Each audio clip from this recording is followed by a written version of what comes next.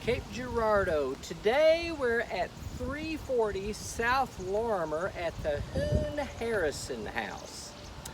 This Queen Anne Victorian home was built in 1905 and 1906 by German craftsmen.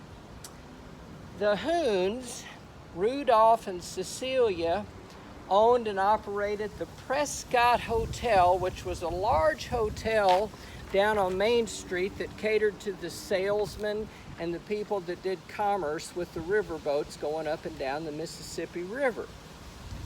When Rudolph and Cecilia passed, the ownership was transferred to their daughter Hazel and her husband B.W. Harrison. Hazel was a teacher at the May Green School and was an organist at St. Vincent's Church for 17 years. And B.W. Harrison is very significant to our area. He donated $1 million to Southeast Missouri State University, which provided the seed money for what is now the River Campus at Southeast Missouri State University.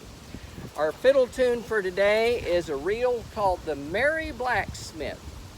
We've been exploring Cape Girardeau history, where the river turns 1,000 tales. We'll see you again soon.